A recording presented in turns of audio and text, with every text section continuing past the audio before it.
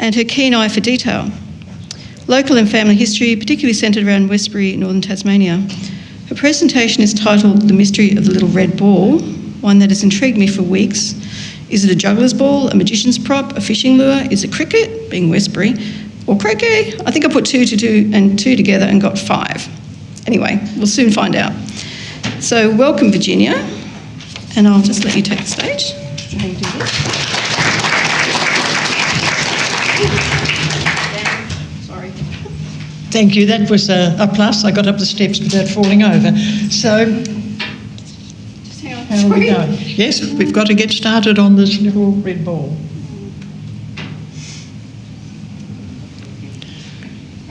Sorry. It's all right. We don't mind. We've got time, haven't we? I just thought you ought to see what we're talking about before I start, and then it's going to disappear again for a while. No?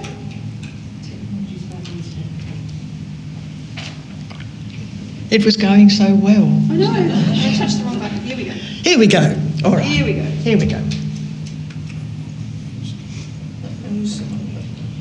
Should be just let me see. Technology's wonderful, isn't it? Just... Beginning. There we go. No, not that one. The ball. There Right. we go. There we go. I'm not touching anything. This is what we're talking about. so easy with the This is the little red ball that I'm basing this talk on today. It's not going to, you don't sit down because it's only going to be there for a second. We'll come across it later at the end if we find out what it is. All right? What we're doing today, if we're looking at the mystery of this, and there's the the how, what, when and where, right, when you're doing a mystery investigation. So now we're going to find out where it was found. Where's we start? If I can do this without losing it, oh my God. Now just wait a moment. She's doing well. There we go. There we go. There we go.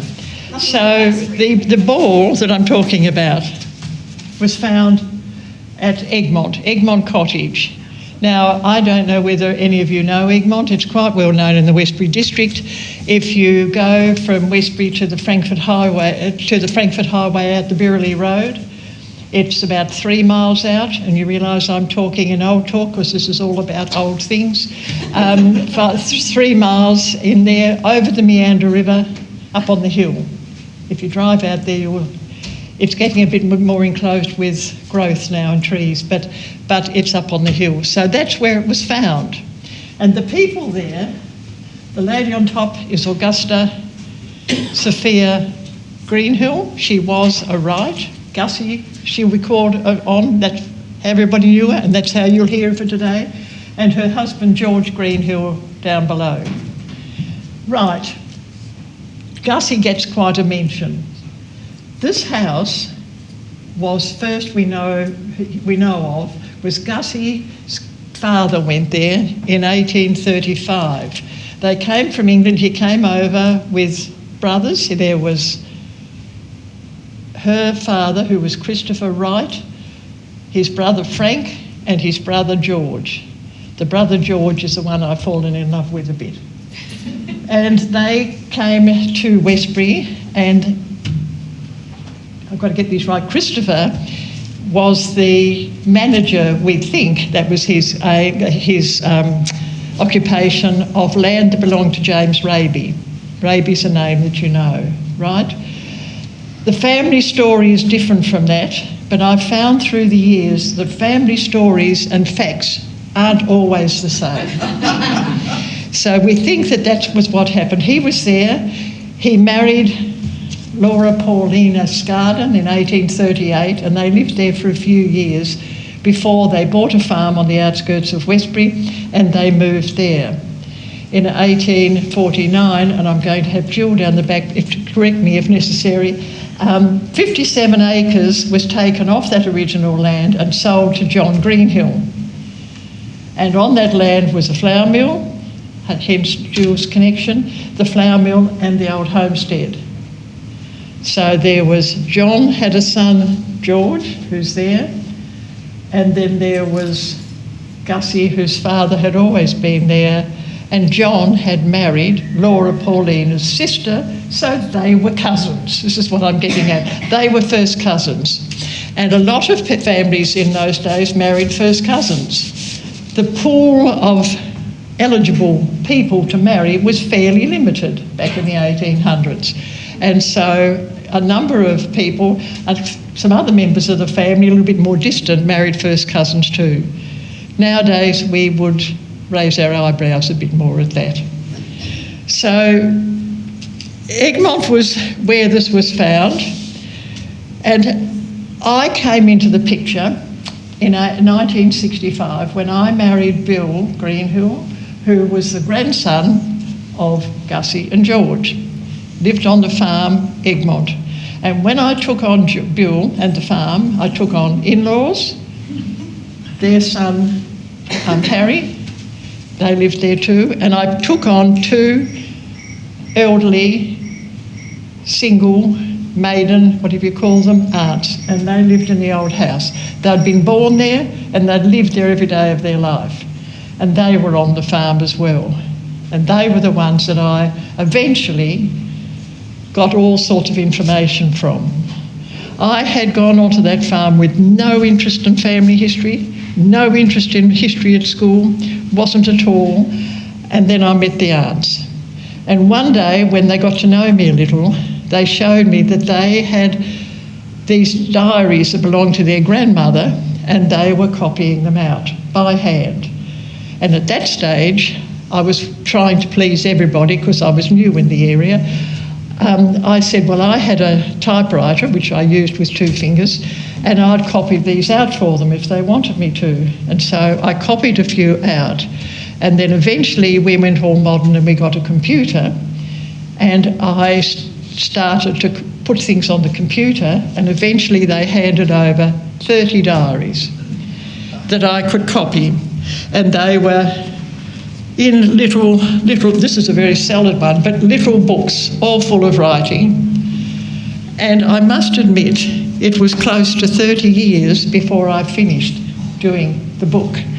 And this is what it ended up as. So every day-to-day thing that happened to Laura Paulina, Gussie's mother, for 30 years was written down, and it's all in here. We only did about 7 or 8 of those copies. The UTAS printery did them for us, and they were just done for family members. Unfortunately, I did give one to the Launceston Library. I'll have a dig at them here. Will to the libraries. I gave it to Peter Richardson because he'd been very helpful to me in the History Society and various things that I was involved in, thinking that it would stay in the north. And he thought it'd be very good for the people at university studying history.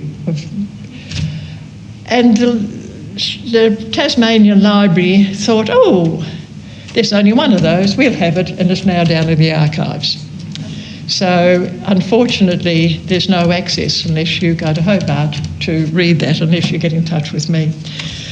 So I got going on these diaries, and I started to take a bit of an interest in a lot of the old things, apart from the aunties, that were over there.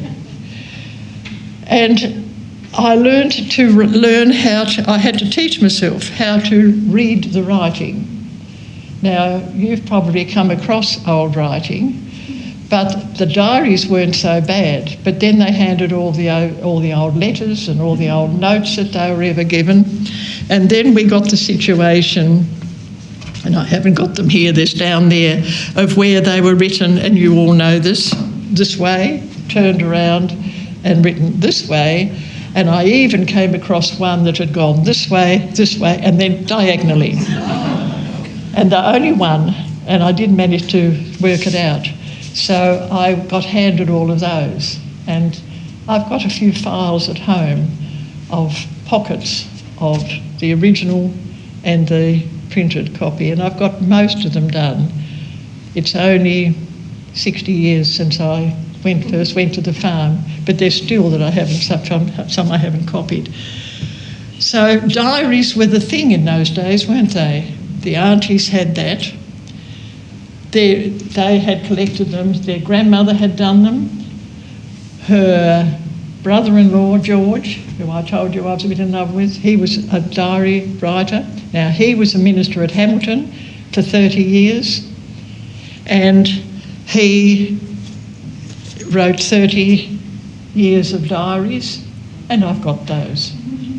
These ones I haven't copied, laziness, I suppose, again, all small writing.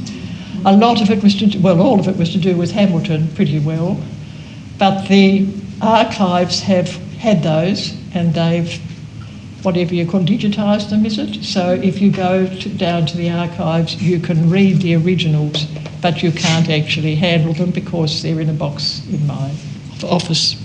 That's another diary. Then, so that's them. And then George kept a diary.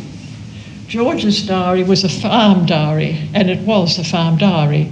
But every now and then there was something in there that I found very amusing. He never mentioned his children when they were born. He'd picked up Mrs. So-and-so one day, about 2 or 3 weeks later, took her back.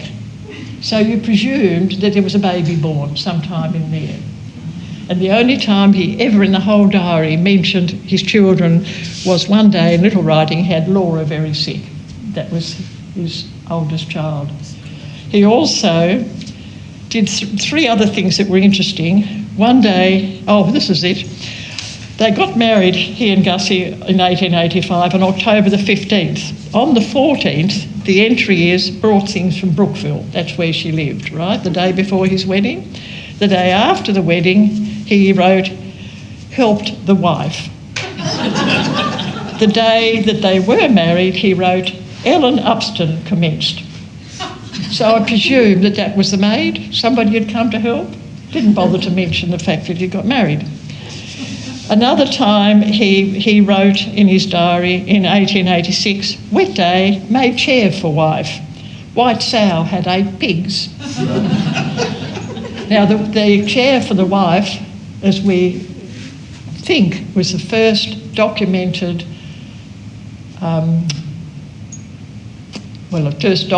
mention of a Jimmy Possum chair. And he actually made 3 chairs for the wife, and they were the Jimmy Possum chairs, and they were on display at that last Jimmy Possum display. So that was mentioned, and then these I rather liked about 3 or 4 times in his diary. Weighed wife, 8 pound 2 ounces. Clergy, 8 stone, 2 pounds. Clergy, 14 stone, 12 pounds. Self, 9 stone, 8 pounds. We presume that they'd been down to the flour mill and used the big scales down there, which are now, those scales are up in Forbes. Our son now has them. So I'm not getting very far with the ball, but it's giving you a bit of an idea of a strange family. When the aunties died, you realise I never tell anybody that anybody passed away. They died. Bill's father had a fire going in the backyard for 2 days, and we were too scared to go across and find out what he was burning. I didn't feel I had any right to interfere. I was only the daughter-in-law and, keep out of this. Bill found it easier just to let Dad go, so we still don't know what he burnt, but we held our breath. Luckily, when we went over, the back room hadn't been touched. Now, they had put a back room on the back of the property when the 2 sons had got a bit older and there wasn't that much room in the house, so they'd made a bedroom, but you went into it from outside. And that room was still full of stuff. You know about stuff, don't you? We all got it. I don't know where you store yours. Under the bed? In the wardrobe? In a box in the garage? In the shed in the backyard? we all collected. Things that we just don't quite know what to do with. We're a bit sentimental about. Great Aunt Anne gave them to us and we don't like to throw them out. This place was where the stuff was, in the outside bedroom. And through the years, I had since, well, while we were still on the farm, I'd go in and scratch around and find things and tidy them up a bit. And at that stage, we had the cottage acting as a tourist accommodation, and we had that running for 20 years. And up in the backyard, there was a 2-room building, which we were told was the miller's cottage. And it had been taken up this hill and put in the backyard on rollers with oxen pulling them, so that if anybody came there doing a bit of work, or somebody was coming and wanted to go, I don't know, shooting, doing things, they could camp in it. And we put that into a little museum. And so up in there, I'd gone to the back room and I'd taken out things that I thought might be interesting for visitors staying in the cottage. And it caused a lot of interest. But now I couldn't bring those because they're in a storage container, because we sold the farm 15 years ago and moved into town. The 5 acres and the house still belongs to the family. Our son now has it. But it was there empty because he's living on the mainland still. So we let it out for tourists and then we let it out for tenants. And so things had to be put somewhere. So I went in there one day not so long ago and had another scratch around. Meanwhile, moving into town, I was lucky enough to be allowed to be a volunteer at the museum in the history department with Ross and John. Absolutely the best thing I've ever done in my life. And talking to John one day, I mentioned that I had a few things and he said, bring them along and he'd have a look and see what they were. So I found 3 things in their original boxes. Now, you know, if you've been watching Antiques Roadshow, that things in boxes are the most valuable and the most interesting things you can find, aren't they? So I brought the boxes along to show John. And there were 3 things in there. Now, I just have to get myself back where I am on this. I don't keep much notes and then I get lost. There was a breast reliever, which was fascinating in as much of the, well, just being one in a box at that time. We're talking 1890s, 90. Gussie had got married. She was 36 when she got married to George. They had 4 children, and the son, who was my father-in-law, was born in 1895. So you imagine this breast relief was used about then. And that's got a little ball on the little rubber squeezy ball on it too. But that was one. The other one was a steam spray reliever.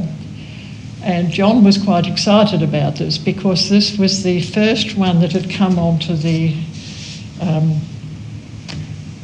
for sale, I suppose, that had a little fire, and it was a little metal thing about this big in a box. It's a lovely wooden box.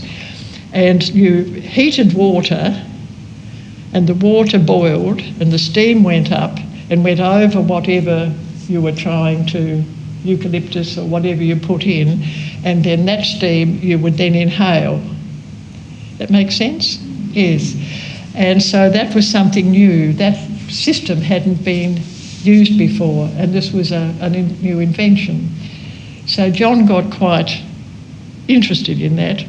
And then in the other box, which we might show again, can we? This is where I'm supposed to be ending up, isn't it?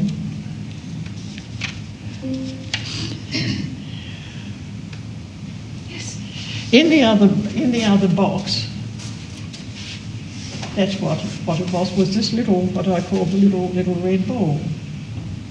And this was there was a big, there's a big advertisement that goes with it, and it's the carbolic smoke ball. Now, a little bit of a history of going back on that. The 1889, 1890s, there was a pandemic, a influenza pandemic raging around Europe and the countries. In fact, I read that 1 million people had died because of that. And this carbolic ball was advertised. It said, it not only, where is it here? It said it cures colds, loss of voice, lung trouble, snoring, hay fever, whooping cough, influenza and neuralgia. That's just a start. And then they claimed that, I'll have to just get where I've got this actually correct. They claimed that if you puffed it up your nose 3 times a day for a certain amount of time, you would not get flu. So it was a way of stopping you getting flu. The interesting thing I just found the other day when I was suddenly decide what is carbolic was that it's really looked on as a disinfectant, and it reminded me of Donald Trump somehow. So this is what it was supposed to do. Now, the interesting thing was when you started looking into, and John got excited about when he started looking, was that a lady called Mrs. Khalil came to the carbolic company, said she'd used this, as they said, and she had had flu. And so they had said on their advertising that if you got flu, they'd give you £100. And they had put £1,000 in the Allianz Bank to show that they meant what they said. And so she claimed her £100. And they said, oh no, really it was just, sort of in modern words, a bit of an advertising gimmick. No, they weren't going to pay. And she took them to court. Which surprised me a little bit when I heard that at that time, but I did find out her husband was a lawyer. So they'd gone to court with it, and the court system had said, and I can't just think, I'll have to have a look and see, so the court then ruled in favour of her, and it said they had said that if you followed the instructions and didn't get the flu, £100 would be paid to you in compensation, and they deposited that, and thousands of balls had been sold when she asked for this, and she took them to court, and she won the case because they had said it was advertising. They said that it was a contract that actually entered into. You fail, we'll give you the money. We prove it. We've got the money here that ready for it. And they got beaten, and she got £100. But they then changed their wording a little bit, and they still sold their carbolic balls, but they didn't have to hand out any more £100. But that court case is still used if you're studying to be a lawyer today. John's wife said, oh yes, when he mentioned it to her, said, oh yes, she knew all about that. They'd studied it when she was at uni doing her law degree. So it was quite an important part of their work. So I'm still trying to work out how that ball ended up in Egmont, at Westbury, in Tasmania, when all this was going on over in Europe. And I tended to blame great Uncle George, my friend Uncle George. But maybe he's got something to do with it. Just a little bit about Uncle George. He was a Church of England minister for 30 years. And he kept his diary, and he was a bit with it, you could say, using modern terminology more. And he went to England to have his cataracts removed, which was a big operation in those days. And he sailed over there and managed to get both eyes operated on, and he still kept his diary going because he had a friend who would write his diary up for him every day, so he didn't miss out on a day while he couldn't see properly. And while he was over there, he did a big trip around, and he loved lists. I was just showing, and you can have a look, his books down there. He listed every place he'd stayed. He listed every train he'd been on. He just loved lists. And he left a list of 50 items that he brought home from England that were going to follow him home, come home on the steamer. He'd packed them in. And in there were interesting things. He'd retired at this stage, and he was living up at Westbury near his brother. And there was some clerical clothing. Why, when he was retired, I don't know, but he still helped a little bit with the local church. He had things like a saddle for his young great nephew. He had a dinner set, he had linen, he had all sorts of things.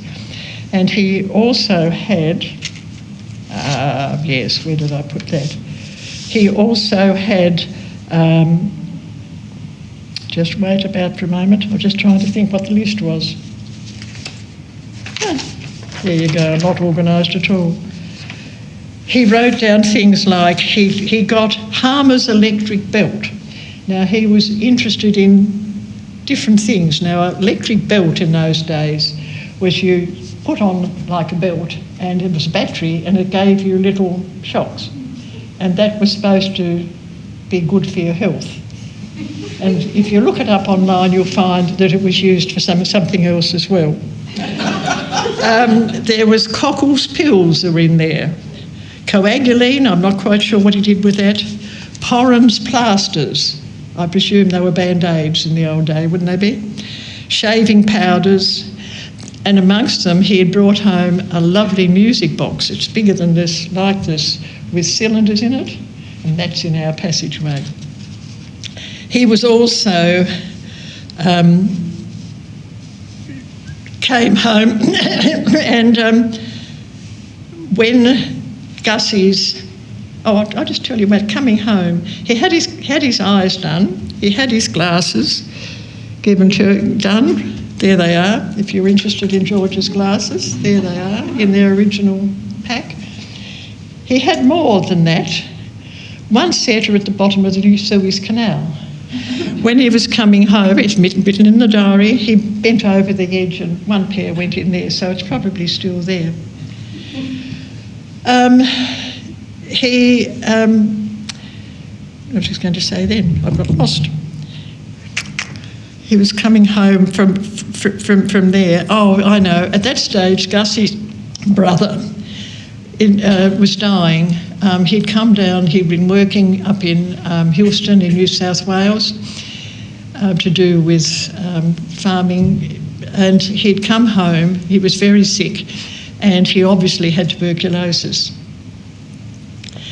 And this was in 1889, and the doctor used to come round every day, every other day. They used to do that in those times. And it was all recorded in Laura's diaries. And one day, they were very pleased. She'd written, the doctor said, he considers the diseased lung has nearly come away and that the other is right, and for which we must be most thankful.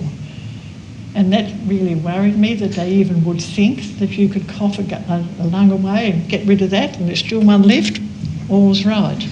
That's, yeah, scary, that. Anyway, he died.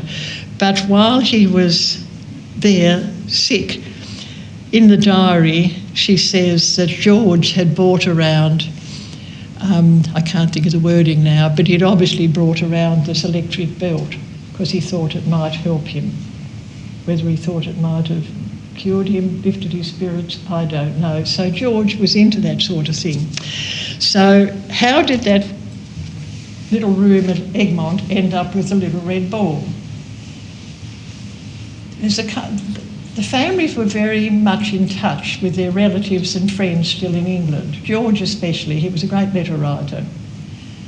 And I just wonder if one of the letter writers had said to him that this epidemic had struck, that they were worried, they had bought a little puffball thing and hoped it worked, and maybe they suggested, or he suggested, that they sent one out in case the epidemic hit Tasmania. It seems reasonably logic to me. So I'm just wondering whether that red ball was organised by him and it came out. Now, Gussie was the one who, when she was growing up and all through the diaries, was the one who was, she had whooping cough, she used to get headaches, she used to have time off school. She was the one who was looked on as not being very well. And I think she was the favourite niece. So whether he then handed it on to her, I don't know. So it's just, other than that, I don't know whether you could go into a shop in Launceston and buy such a thing. People who know a lot more about the history of Launceston might say yes, you could have. I don't know. But it was there. And again, George Wright, in his will, just as something more about George, was that he left his money, he left all the watches and the men's things to his nephews, and he left his money to his 5 nieces because he thought women were more in need of that sort of thing. So I just thought he was a pretty good sort of a fellow. So the rubber ball, I don't think that I really have solved the problem. I can't understand otherwise how it got there, why it got there. And of course that epidemic, that flu epidemic went on for years and years and years, and actually it sort of merged into the First World War. So it probably, maybe, if it was coming to Australia, somewhere you could buy such a thing, if you thought it was worthwhile. I don't know. Getting back to the room with the stuff in it, I was looking, I've put a lot of stuff on the table there. You might just like to look through. Please handle it. It's not a museum. If you want to pick it up, look inside, do a shake it, whatever you like, go for it. But one other thing that I wanted just to tell you that I found interesting was in that back room there was a artwork, a portrait of a young girl.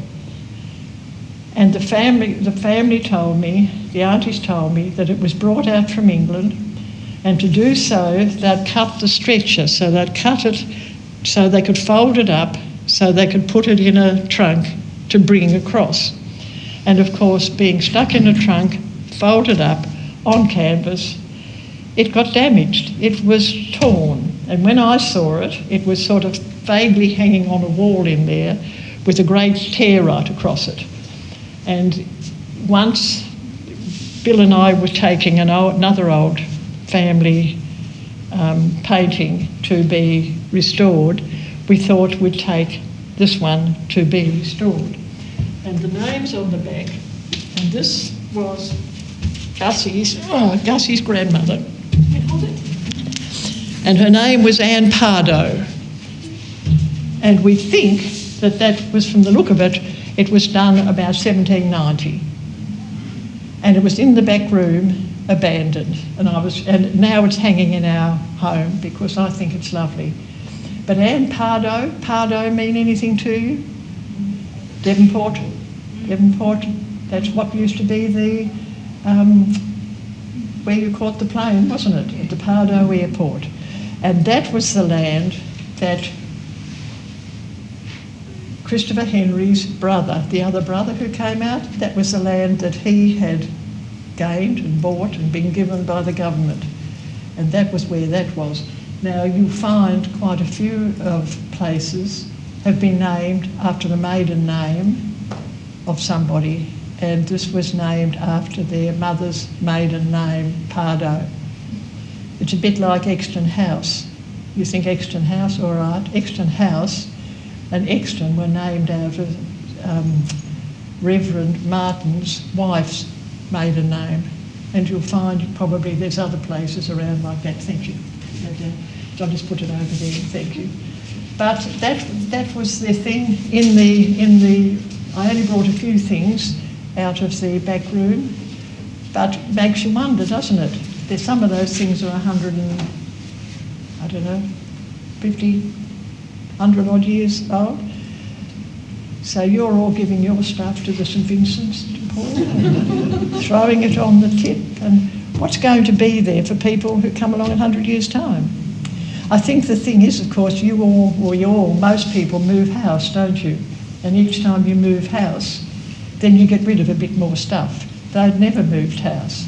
They'd been there for a long, long time. And so there was no bins to send it to.